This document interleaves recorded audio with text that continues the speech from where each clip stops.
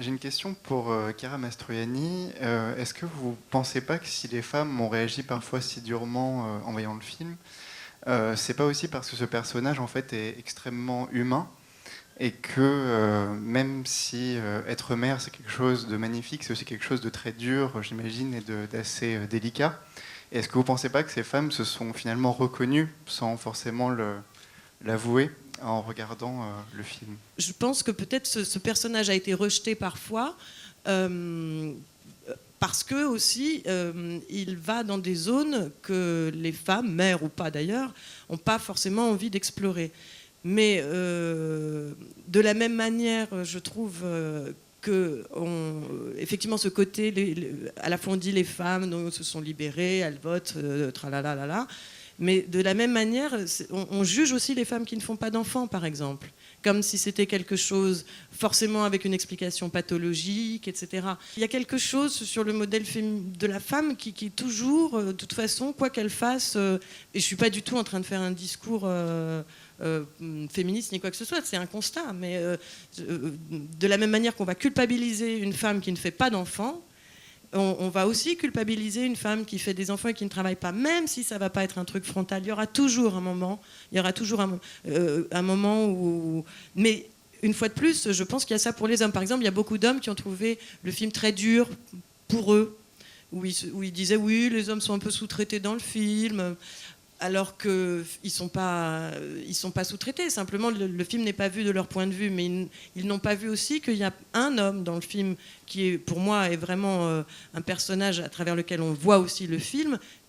En âge, c'est le moins homme de tous, mais c'est le personnage du fils. Mais mine de rien, le personnage du père de Léna, par exemple, qui c'est vrai, pour pas avoir d'embrouille, bon, il l'ouvre pas souvent, mais on voit très bien dans le flashback que le moment où, à 6h du matin, elle a décidé de s'enfuir de chez elle avec ses cartons, il était là pour elle. Donc, et pareil, le personnage de Marina Foïs, qui paraît extrêmement dur, de cette sœur extrêmement dure, moi, ce que j'aime beaucoup, mais ça, c'est vraiment quelque chose typique de la mise en scène de Christophe, c'est que plutôt que de nous faire un plan cucul-à-praline avec des retrouvailles entre sœurs larmoyantes, pour moi, il y a un plan qui est très caractéristique, tout à coup, de la prise de conscience du personnage de la sœur, donc de Marina Foïs. C'est juste quand il y a l'accident avec le petit garçon, il n'y a pas un mot, et on la voit juste arriver en courant vers chez sa sœur. Et moi, ça m'a beaucoup ému ce moment-là, parce que j'adore le fait que justement, au lieu que ce soit un cinéma complaisant et voilà, et qu'on tombe dans le mélo un peu assourdissant, eh bien c'est quelque chose de très pudique mais très fort. Donc vous avez tourné, Christophe Honoré, 3 films avant à Paris, et là vous allez en Bretagne.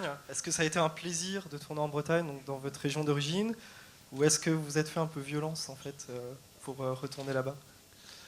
Pour moi, c'est assez facile de tourner à Paris parce que je suis pas parisien. Je suis arrivé très tardivement à Paris et donc à chaque fois en fait que je commence à faire des repérages pour un film en fait qui se passe à Paris, c'est toujours je regarde toujours ça comme un provincial avec une découverte et donc du coup la fiction, etc. Enfin, la manière en fait de filmer la ville est toujours de l'ordre sinon de l'émerveillement, en tout cas de quelque chose d'assez jouissif, quoi. Enfin, il y a toujours du plaisir à se dire ah tiens là cette rue elle est intéressante, etc.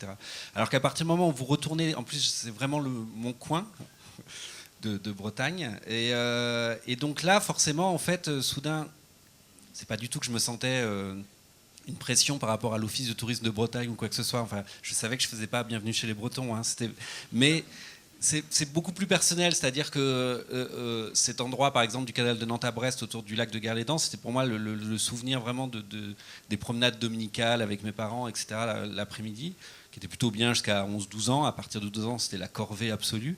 Et à partir du moment où j'ai commencé à déjà faire arriver une équipe là-bas, c'était un peu gênant. Parce que... Oui, ça c'était drôle. Parce que si je peux me permettre cette petite intrusion, quand tout à l'heure tu disais que c'était pas pour l'office du tourisme, en revanche, dès qu'il pleuvait, il s'excusait. En plus, c'est vrai qu'on était dans un coin très très perdu, où il n'y avait pas d'hôtel en fait. Donc il y avait une petite auberge où il y avait 6 chambres. Bon, bah, évidemment, nous, c'est là qu'on était. Tous les autres, ils étaient dans des gîtes et tout.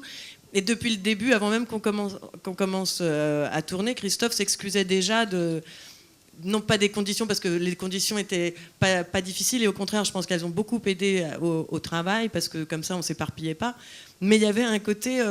je vous reçois chez moi, pas au sens où la géographie m'appartient, mais au sens où voilà, il pleuvait, il s'excusait auprès de nous, il faisait froid, il venait s'excuser. Il y a un côté un peu, je vais vous présenter mes parents, bon ça me fout un peu la honte, mais il faut que je le fasse quoi. Chiara, c'est votre second film avec Christophe. Qu'est-ce que les deux personnages que vous avez interprétés pour lui, est-ce qu'ils vous semblent quelque part proches, au contraire très opposés? Dans leur mode de vie, ils sont opposés, puisque le personnage précédent était seul. Tout le temps assis. Rarement en mouvement ou alors traîné par un chien. Non, je trouve qu'ils sont très différents. Pour moi, ils sont très différents parce que le personnage de Jeanne dans les chansons est un personnage qui est beaucoup plus, à mes yeux, à la fois touchant et en même temps à la fois... pour moi, ça n'a rien à voir, quoi. Elle ramasse un peu les restes dans les chansons d'amour, ou alors elle attend. Enfin, il y a quelque chose de. Puis il y a quelque chose de l'ordre de la culpabilité, mais par rapport à une sœur. Donc c'est différent parce que comme sa sœur est morte, évidemment, il y a. Moi, j'ai pas de vie. Pourquoi c'est moi qui suis vivante? Enfin, c'est la culpabilité par rapport à celui qui reste en vie quand il y en a un qui meurt. Donc là, c'est une autre forme de culpabilité dans ce film-là. Donc pour moi, non, c'est des personnages très différents. Et puis, sur les chansons, c'est passé très vite, en fait. Parce que j'avais très peu de jours, et puis il y avait le chant et tout ça. Donc, et puis bon, c'était la première fois qu'on se rencontrait, parce que Christophe et moi, on ne se connaissait pas du tout dans la vie avant.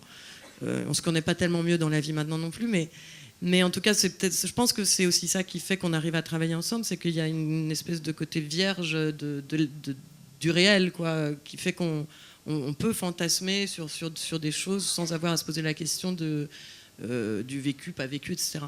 Dans le DVD, il y a, parmi les bonus, il y a une interview de Christophe sur la question de la famille, où on te demande de réagir sur différentes familles de cinéma.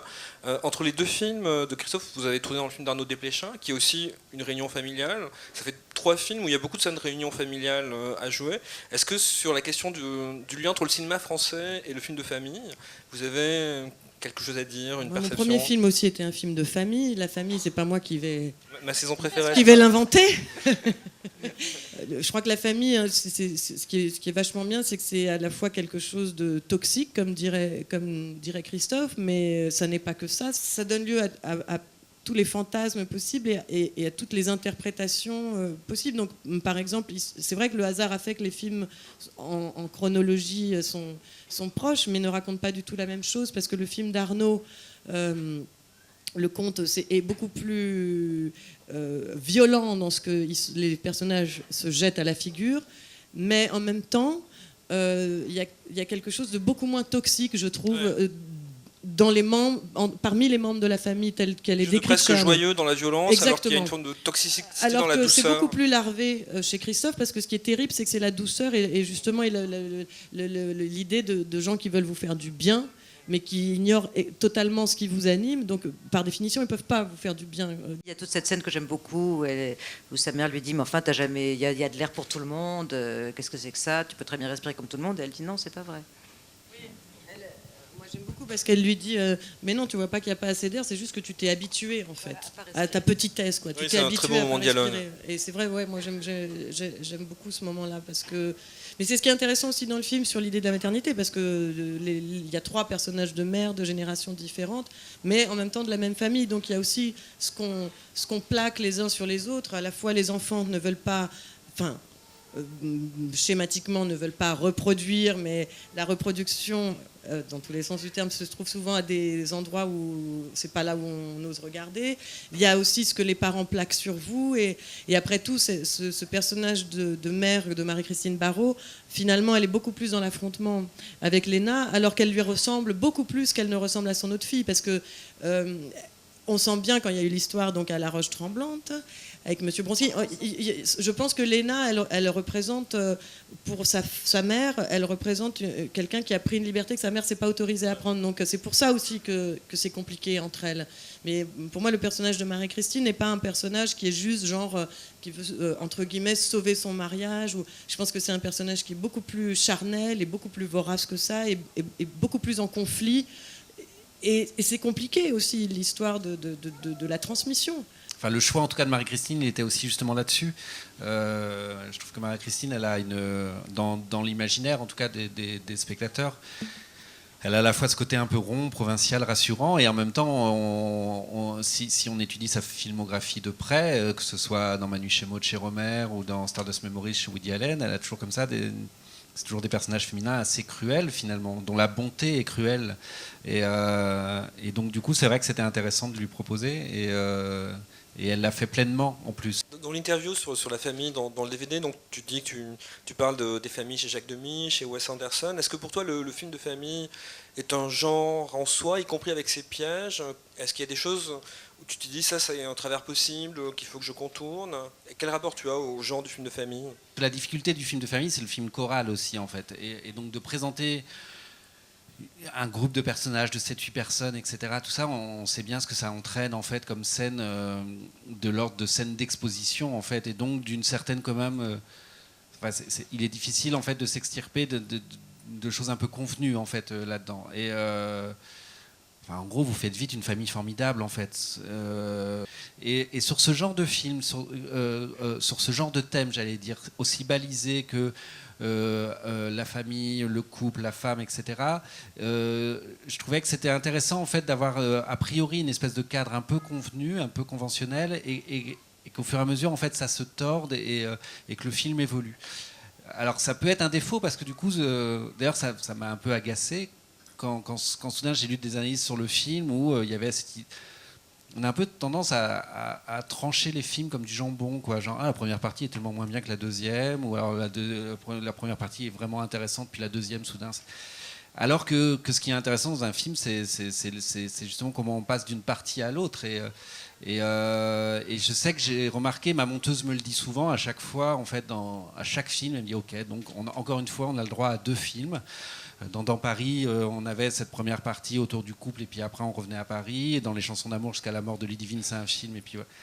Et je m'aperçois en fait que tous mes films sont construits sur une idée comme ça, à un moment d'une faille au cœur d'un récit, et de cette idée que l'histoire se termine là. Et qu'est-ce qui est intéressant une fois que l'histoire se termine là? Est-ce que vous avez un prochain film en chantier, Christophe? Est-ce que tu sais quel sera le prochain film ou pas encore? Normalement oui. Enfin, oui, j'ai même 2 films en fait. Non, j'espère tourner à l'automne un prochain film un prochain long métrage. Et comme c'est très loin quand même pour moi, l'automne, du coup je crois que je vais faire un petit film. En fait, j'ai une proposition du théâtre de Gennevilliers qui est dirigée par Pascal Rambert en fait, et qui tous les ans donne une carte blanche à un cinéaste français et un cinéaste étranger. Et donc ils me l'ont proposé, et donc je vais aller tourner à Gennevilliers au mois d'avril. Je sais, un film, mais qui sera. Tu continues à enchaîner les films de manière très très rapide. Là, j'ai l'impression qu'on l'a pas tourné depuis novembre. Non, mais c'est ça en fait. Les gens aussi, c'est beaucoup quoi. Enfin, vous imaginez, votre métier, vous auriez pas écrit depuis 1 an et demi. Je me vois pas en fait anticiper un film d'une manière complètement perfectionniste, en essayant comme ça de tout élaborer dans ma tête, etc. Ce qui nécessite pour le coup un temps de préparation et d'écriture de 3-4 ans, etc. avant d'aboutir à une espèce de film parfait ou en tout cas qui parfaitement élaboré. Moi, j'avoue que ce que j'aime en fait dans l'idée de faire du cinéma, c'est à la fois de vivre des choses au jour le jour, et puis que soudain ça se retrouve dans un film 3 semaines ou 2 mois après, et d'être assez surpris en fait par la vie, et que les films du coup portent cette trace là. Et puis j'aime bien voir comment on passe d'un film à l'autre en fait, le lien qui finit par se créer entre les films, etc. Donc c'est vrai que c'est une position qui, pour les cinéastes, je ne suis pas le seul cinéaste à l'avoir, est difficile aujourd'hui économiquement à tenir, parce que c'est voilà, il y a une espèce de doute tout de suite en fait, comme si le prétexte que vous tournez beaucoup, mais je pense que des gens comme François Ozon l'ont entendu beaucoup, d'autres gens. Il y a quand même toujours cette idée que ça doit être un peu bâclé quand même cette histoire. Chabrol aussi, on l'a beaucoup dit, Claude Chabrol, c'est injuste. Et c'est d'une injustice incroyable parce que quoi qu'il en soit, en fait, que vous mettiez 5 ans à l'écrire ou 3 semaines, après vous le tournez en 8 semaines, que vous enfin, le temps de tournage est à peu près le même. Moi, c'est vrai que j'aime bien tourner vite aussi, mais Enfin, je veux dire, la patience, pour moi, n'est vraiment pas une vertu du cinéaste. Enfin, je vois pas pourquoi, soudain... Et pourtant, c'est vraiment un truc qu'on essaye de vous imposer aussi beaucoup sur le tournage, en fait. Il y a toujours 12 000 personnes autour de vous. Enfin, pas 12 000 sur mes tournages, mais une, qui, en gros, vous fait... C'est pour ça qu'on a inventé ces chaises-là, avec les noms derrière, etc., avec cette idée qu'il faut attendre. Hein. Non, ce n'est pas prêt, il faut attendre. C'est vrai que c'est fatigant d'attendre parce que l'énergie se perd, mais... toi, tu as réussi à trouver un moyen où on n'attend pas, parce que tout à l'heure, tu disais tourner les films en 8 semaines. C'est pas vrai, parce que les chansons, on l'a tourné en 30 jours. Alors, c'est pas qu'on l'a tourné en 30 jours parce qu'on n'avait pas envie de tourner pendant 8 semaines, c'est que les moyens font on s'adapte aux moyens qu'on a. Mais sur tes tournages aussi, c'est ce qui fait que ça aide aussi beaucoup les acteurs. On laisse pas le temps aux choses comme un soufflet, quoi, de retomber, et à nous de devenir des acteurs digestifs, quoi, de trucs où il faut, on joue 30 secondes et après il y a 2 heures de cassoulet, quoi. Donc ça, c'est très agréable, et c'est une très mauvaise habitude à prendre avec Christophe, parce que malheureusement, c'est pas très répandu, et c'est très difficile pour la technique de suivre aussi ça, parce que c'est vrai, non, enfin, tu as la haine que je dise ça, mais il faut avoir aussi derrière une équipe qui suit le truc et qui accepte cette impatience, parce que c'est une impatience, c'est pas une impatience qui ne construit rien, c'est pas superficiel, c'est une impatience plus de se dire faut rester vivant, quoi.